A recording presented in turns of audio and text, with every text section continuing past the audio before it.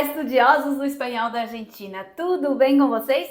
Hoje nós vamos falar sobre essa pergunta que não quer calar. Quanto tempo leva para ser fluente em espanhol? Minha opinião honesta hoje aqui para vocês. Então, eu quero dizer o seguinte: primeiro, nós temos que saber se você já começou a estudar espanhol ou pensa em estudar espanhol. Provavelmente essa pergunta veio à sua cabeça: quanto tempo vai levar de estudo para que eu possa ser realmente fluente no idioma? E essa pergunta carrega certa ansiedade. Por quê? Porque nós nos comparamos, vemos outras pessoas que já estão em outra etapa, em outros níveis, e começamos naquela cobrança silenciosa sobre quando chegar lá. Será que eu estou atrasada? Será que eu tenho que estudar diferente? E toda essa ansiedade, na verdade, o que vai acontecer é que vai impedir esse processo. Talvez o principal que nós temos que saber é qual é essa ideia de fluência que te venderam, sim? Ou seja, essa fluência rápida, sem erro, como se aprender o idioma fosse uma corrida, se não fosse um processo, né? Então as pessoas podem te vender, ó, você vai ficar, aquela fórmula mágica, você vai ficar fluente em 4 meses. E não é bem assim. Nós temos que pensar que o que é fluência de verdade, o que é ser fluente de verdade, sim? Então, muita gente acha que fluência é falar sem errar, falar sem pensar, ter aquele sotaque perfeito. E não é tão assim. Por quê? Porque essa é uma ideia mais idealizada e muitas vezes é uma ideia inalcançável. Eu moro aqui em Buenos Aires, aqui na Argentina há muitos anos e conheço pessoas que moram aqui, são profissionais, são até pessoas que têm uma certa imagem exposta aqui na Argentina e não fala um espanhol fluente, com toda essa fluência que muitas vezes é inalcançável. Então, essa fluência não acontece de uma vez, ela vai acontecer por etapas, sim? Primeiro, você vai entender mais do que falar, você depois começa a falar meio travado, mas começa a arriscar a falar, depois você vai errar, é claro que você vai errar, e aí você vai se ajustando e você repete esse processo. Então, isso não é um fracasso, é um processo, sim? Nós muitas vezes temos uma confusão muito comum que eu vejo nos alunos, que muita gente procura o espanhol da Argentina porque quer vir estudar aqui, e para falar na Argentina muitas vezes você precisa saber espanhol, mas para que você possa estudar numa faculdade pública daqui, você precisa de uma prova de proficiência de espanhol. Então é muito importante entender isso.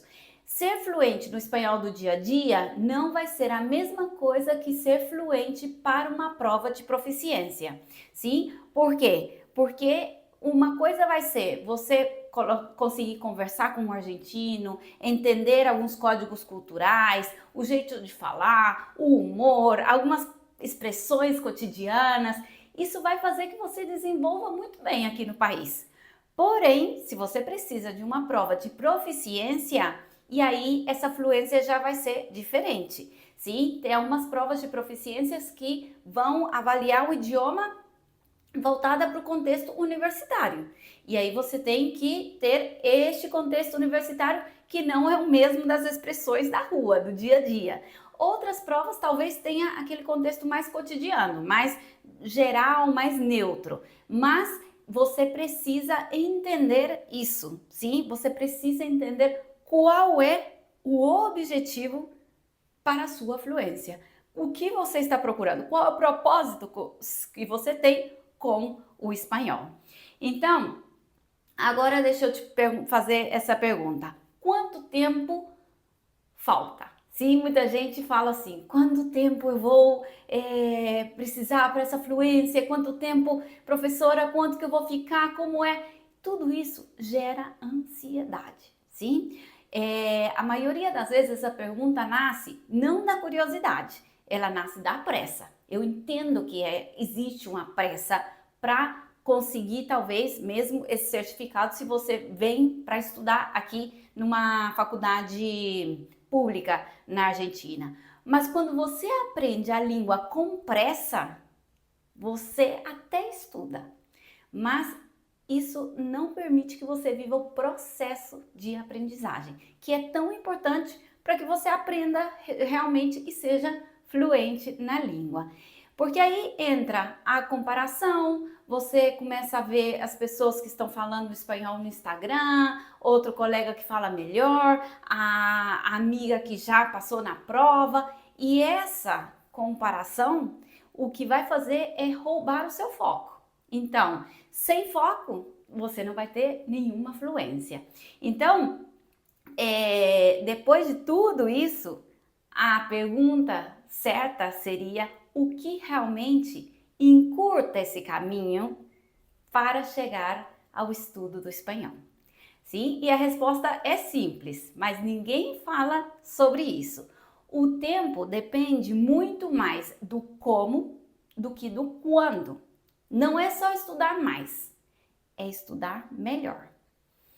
Então, nós precisamos de um mapa. Nós precisamos de um mapa para que este tempo, que parece longo, seja mais acelerado. Sem mapa, qualquer caminho parece longo. Então, o primeiro acelerador é um método, sim?